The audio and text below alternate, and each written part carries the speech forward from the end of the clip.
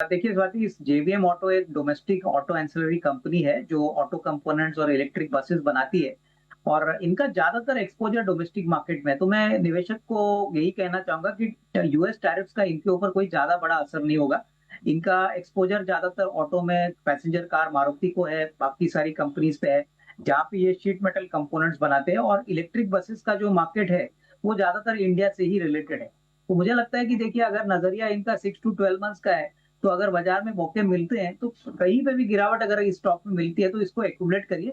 बहुत ही अच्छी कंपनी है, वेल मैनेज्ड है, और सबसे बड़ी बात डोमेस्टिक फोकस्ड है। तो इस पॉइंट ऑफ व्यू से यूएस के टैरिफ्स में इनको कोई बड़ा नेगेटिव असर नहीं होगा। तो वो मेरे ख्याल से स्ट्रक्चरली हम यहाँ पे पॉजिटिव रहेंगे।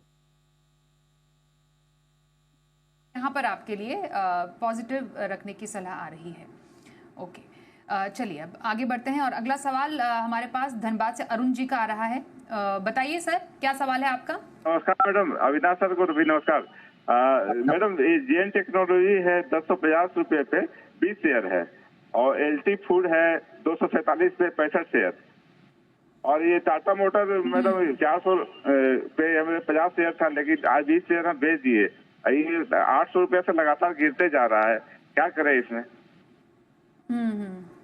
तो आपको व्यू कब कितना टाइम का चाहिए जेनटेक और एलटी फूड? लॉन्ग टर्म है सर। हाँ, अच्छा, लॉन्ग टर्म ही है सर। कैसा लग रहा है जेन टेक्नोलॉजी की बात करें, एलटी फूड को अगर देखें तो?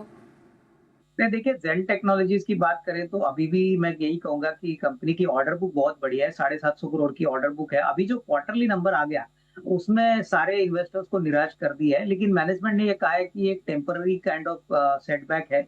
ऐसा नहीं कि कंपनी का रेवेन्यू और प्रॉफिट बढ़ेगा नहीं। तो मैं इनको यही कहूंगा कि अगर नजरिया आपका कम से कम साल सवा साल है तो ही यहाँ पे निवेशित रहिए, क्योंकि देखिए काफी लोगों ने जेन टेक्नोलॉजीज में जो ड्रोन बनाती है डिफेंस के लिए, वो प्रोडक्ट वाइज तो अच्छी है, लेकिन एक क्वार्टर खराब होने से कंपनी का परफॉर्मेंस या फ्यूचर खराब नहीं होता। तो नजरिया अगर आप थोड़ा सा लंबा रखें तो यहाँ पे निवेशित रहिए। कोई जल्दबाजी ना करे निकलने की, क्योंकि कंपनी ने क्लियरली कहा है कि ये नॉर्मल क्वार्टर था, आने वाले क्वार्टर्स में वो रिकवर करेगी। और रही बात टाटा मोटर्स की, तो देखिए टाटा मोटर्स को दो तरीके से फायदा है। एक तो अभी यूरोपियन यूनियन पे जो यूएस का टैरिफ है वो 15% है। काफी सिग्निफिकेंट जेएलआर का बिजनेस यूरोप से आता है। हालांकि यूएस में भी गाड़ियां बिकती है, बट डेफिनेटली नेट नेट हमको लगता है कि टाटा मोटर जिस लेवल पे है वहां पे गिरावट की गुंजाइश काफी कम है। तो यहाँ पे भी नजरिया 12 से 15 महीने का रखिए, क्योंकि अगर होपफुली रूरल इंडिया में डिमांड बढ़ती है, इकोनॉमी यहाँ पे इंडिया की भी बढ़ती है, तो डोमेस्टिक सीवी बिजनेस भी बढ़ेगा। और प्लस ये कंपनी अभी बहुत जल्द दो हिस्सों में बंटने वाली है। एक जेएलआर का कंपनी बनेगी और एक डोमेस्टिक बिजनेस की कंपनी बनेगी। तो यहाँ पे वैल्यू अनलॉकिंग की जगह रहेगी। तो मैं कहूंगा कि जेन टेक्नोलॉजीज और टाटा मोटर्स दोनों में निवेशित रहिए।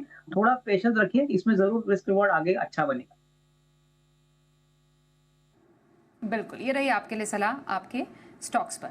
नोएडा से नितिन जी से भी बात करते हैं। नमस्कार सर, सवाल पूछिए। नमस्कार मैम। नमस्कार सर।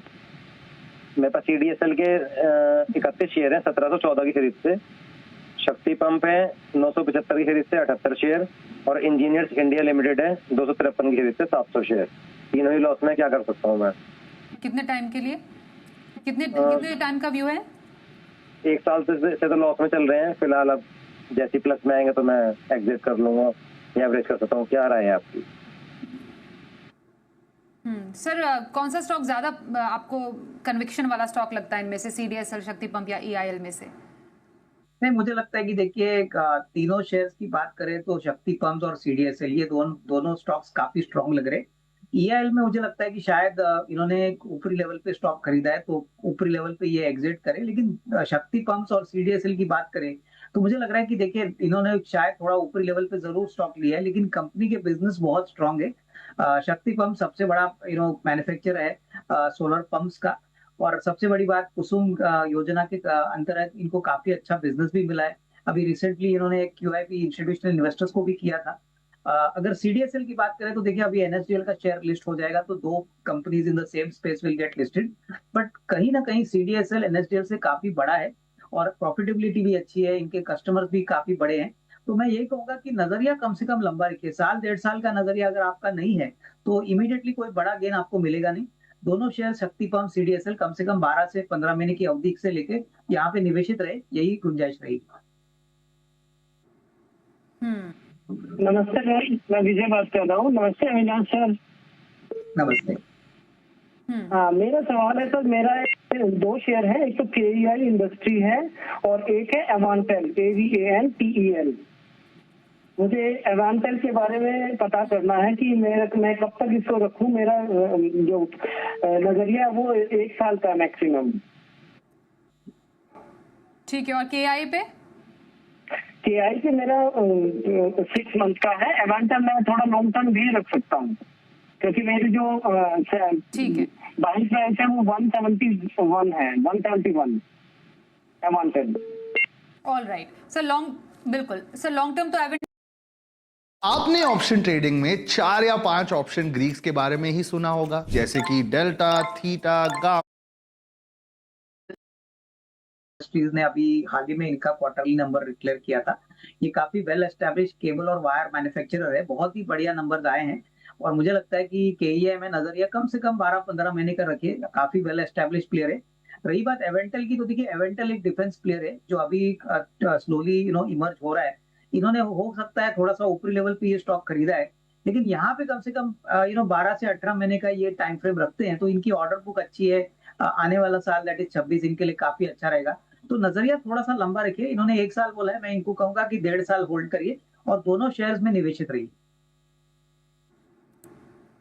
ओके, दोनों ही स्टॉक्स में आपके लिए इन्वेस्टेड रहने की सलाह रही है हमारे आज के एक्सपर्ट की।